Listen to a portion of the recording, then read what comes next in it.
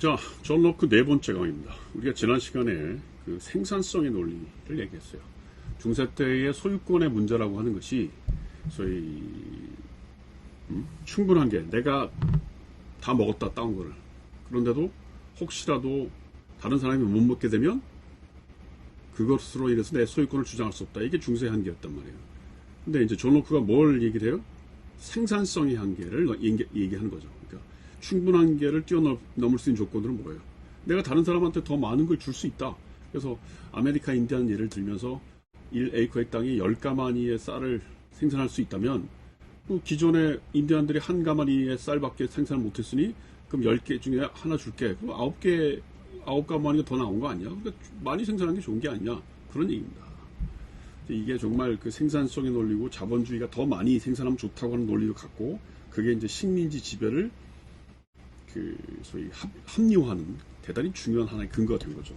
그래서 이 53페이지 쪽 보면 넘버링 50번에 보면 사람들은 묵시적이고 자발적인 동의에 의해서 한 인간이 그 자신이 생산물을 사용할 수 있는 것보다 많은 땅을 공정하게 소유할 수 있는 방법을 잉여 생산물을 주고 금과 은을 받음으로써 발견하였고, 그러니까 돈 주면은 땅 더 많이 살 수 있다, 또 뭐 소유할 수 있다, 그 얘기죠.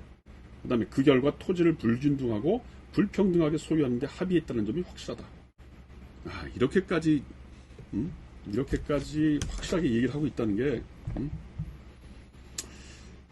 참 대단한 겁니다. 하여튼 이 지금 뭐 몇 페이지 안 되는 이 소유권에 관하여가 사실은 지금 이 번역본으로 33페이지부터 54페이지니까 이제 한 20페이지 정도 조금 더 넘는데, 이 안에서 나오고 있는 얘기가 사실은 지난 300년 동안 자본주의를 만들어낸 대단히 중요한 틀이에요. 이 자본주의가 이때만 해도 이제 태동이고 이렇게 해서 더 많은 것을 확보하고 더 많은 땅을 소유하면서 더 잘 살게 될 거라고 했던 거죠. 근데 정말 그렇습니까? 정말 대단한 이 얘기입니다. 그리고 이제 여기 이게 뭐 다 읽을 수는 없지만 이제 여기 뭐 같은 말이 나오냐면, 이 사람들에게 주는 그 자본가에 대한 그 논의들이 좀 나와. 예를 들면 39쪽 넘버링 34번에 보면 뭐라고 되어 있냐면 그거부터 합시다. 38페이지의 맨 밑에 쭉, 그 32번 넘버링의 맨 밑에 줄. 하나님과 인간의 이성은 인간에게 대지를 정복할 것, 곧 삶의 이익이 되도록 그것을 개량하고 그것에 자신의 것인 그의 노동을 첨가할 것을 명하였다. 하나님의 이러한 명령에 복종하여 토지의 일부를 경작하고 씨를 뿌린 사람은 그것을 통해서 그의 소유인 무엇인가를 그 토지에 첨가한 셈이다. 하나님의 뜻이라는 거예요, 이게 지금. 생산성을 높이기 위해서 다른 나라 땅에 가서 더 많은 토지를 경작하는 거 하나님의 뜻이니까 영국의 청교도들이 가서 아메리카 인디안들 쫓아내는 거 전혀 문제없다, 그 얘기하는 겁니다. 그 다음 39페이지 34번 넘버링 밑에서 6번째 줄. 신은 사람들에게 세계를 공유물로 주었다. 그러나 신은 세계를 사람들이 그것으로부터 취할 수 있는 이익과 최대한의 편익을 위해서 주었으므로 그것이 항상 공유로 그리고 개간되지 않는 상태로 남아있어야 하는 것이 신의 의도라고 상정할 수는 없다. 그러니까 개간하지 않고 개발하지 않는 땅이 있으면 내버려두면 안 된다는 거예요. 그게 신의 의지라는 거예요. 신은 세계를 근면하고 합리적인 자들이 사용하도록 주었지, 싸우기 좋아하고 언쟁을 좋아하는 자들이 변덕과 탐욕을 위해서 준 것이 아니었다. 요거는 어떻게 보면 당시에 있었던 서서히 노동자 계급의 불만을 암시하는 것 같은 문장이죠. 뭐예요? 근면하고 합리적인 자들이라는 게 뭐예요? 당대의 그 토리당을 이끌었던 혹은 명예혁명을 이끌었던 영국의 부르주아 계급을 얘기하는 거죠. 그 다음에 싸우기 좋아하고 언쟁을 좋아하는 사람들, 요게 이제 휘그당이나 내지는 무슨 노동자 계급을 얘기하는 거고 해서, 이 로크의 통치론이라는 책은 사실은 뼛속부터 그 뼛속까지 정말 이 자본주의를 위한 책이고 부르주아들을 위한 책이에요. 근데 뭐 그게 나쁘다는 뜻은 아닙니다. 왜냐하면 당대의 부르주아 계급이라는 게 절대주의 왕정을 뒤엎고 새로운 시대를 열었던 새로운 계급이니까, 그게 혁명가 계급이었죠, 당시는. 당시 세상을 바꾸었던 계급이니까. 그러나 이제 문제는 그 자본주의 계급이라고 하는 게 한 1840, 프랑스의 시계로 보면 1848년 정도가 되면 이제 그 극단적인 어떤 자본의 논리, 그래서 빈부격차가 생기고 노동자와의 대립이 생기고 이제 그런 문제가 생기고, 그 다음에 이제 20세기, 21세기 거치면서, 물론 이제 20세기 초반에 무슨 수정자본주의를 하고 사회복지국가를 하면서 자본주의 모순이 많이 해결되었지만, 사실은 그게 이제 오늘날의 논리로 보면 일시적인 것이고, 뭐 사실은 그게 해결된 게 아니란 뜻으로 보이는 거죠. 지금 그 자본주의가 갖고 있는 문제점이 그런 거 아니겠습니까? 자, 그래서 그 로크의 그 소유권 이론에 관련된 얘기와 관련해서 제가 조금 그 소개하고 싶은 책이 소위 요 책인데요. 이 소위 맥퍼슨이라는 사람이 쓴 소위 포제시브 인디비주얼리즘이라는 책인데, 우리나라의 말로는 소유적 개인주의 정치론이라고 번역이 됐습니다. 홉스하고 로크를 주로 얘기를 한 건데, 제가 보기엔 로크 쪽의 얘기가 굉장히 중요해요. 특히 여기 보면 300페이지에 로크의 업적을 얘기하면서 뭐라고 되어 있냐면, 로크가 구체적으로 인식했던 두 개의 최초의 제한이 제거됨에 따라서 전체적인 소유로는 불평등한 소유에 대한 자연권의 정당화일 뿐만 아니라, 그러니까 불평등한 소유, 내가 더 많이 갖고 있다는 걸 자연권으로 인정했다는 거죠. 그 다음에 무제한의 개인적 전유에 대한 자연권의 정당을 의미한다.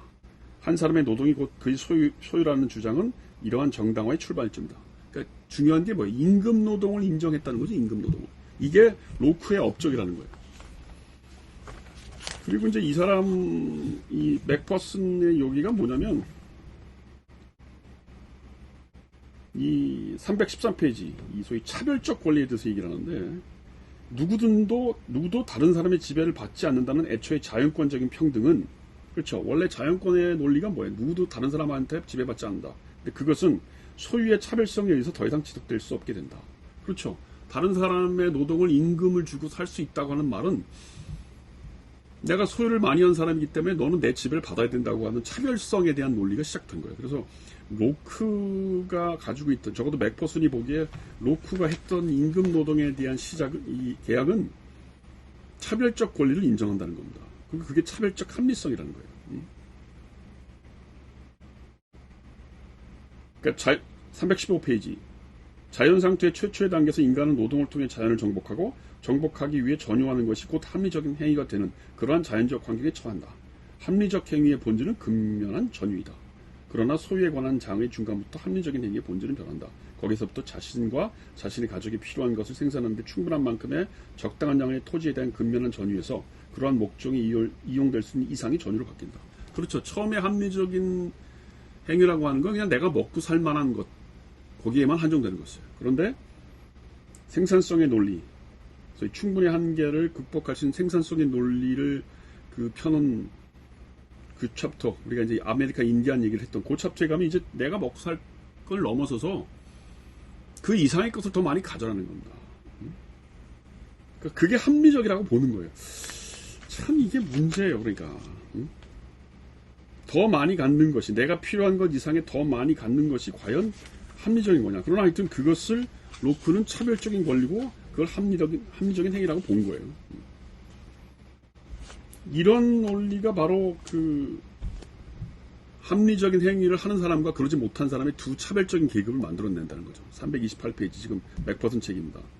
차별적인 두 계급이란 합리적이고 근면한 재산을 가진 자들과 그렇지 못한 단지 생존할 뿐 축적할 수 없는 노동자들이 그러한 두 계급이다. 그렇죠. 자본가와 노동자 이렇게 두 계급을 인정을 하고, 자본가들은 전유할 수 있고 소유할 수 있기 때문에 합리적인 계급이고 노동자들은 합리적이지 않다는 그런 어떤 차별적인 두 계급을 얘기하는 거죠. 그리고 그것은 능력의 차이 때문에 어쩔 수 없는 거다. 이건 뭐 나오는 거죠. 여기 330페이지에 보면 이렇게 해서 인간이 자신을 돌보는 능력이라는 측면에서 모두 평등하게 합리적이라는 가정으로 인해 산술적이고 분배적 정의에 관한 전통적인 개념과 시장적 정의가 화해할 수 있게 된다. 이거 대단히 중요한 말이에요. 그러니까 내가 돈을 많이 갖고 소유를 많이 하는 건 내 능력이 있기 때문이고, 노동자 너희들이 소유를 못하는 건 네가 능력이 없기 때문이다. 그러니까 분배적 정의니 뭐니 해서 가난한 사람에게 뭐 나눠주고 하는 거 그럴 필요 없다는 겁니다. 그래서 시장적 정의와 전통적 개념의 분배적 정의가 화해할 수 있는 건 뭐예요? 능력에 따라서 네가 많이 본 거니까 거기에 대해서 개입하지 말라는 겁니다. 이러한 차별적 합리성이라고 하는 게 바로 부르주아 사회를 인정하는 아주 대단히 중요한 로크의 업적이라는 거죠. 그러니까 당연히 이제 그 시민권을 누가 갖느냐? 그거 시민권이라고 하는 것도 뭐예요? 재산을 가진 사람만이 시민권을 갖는 거예요. 그래서 이제 뭐 조금 이따 다시 보겠지만 누가 정당한 시민이냐면 세금을 낸 사람만이 정당한 시민권을 갖고 투표에 참여할 수 있고 한다는 얘기가 나오는 겁니다. 그 얘기는 좀 나중에 하겠습니다. 오늘 여기까지 하겠습니다.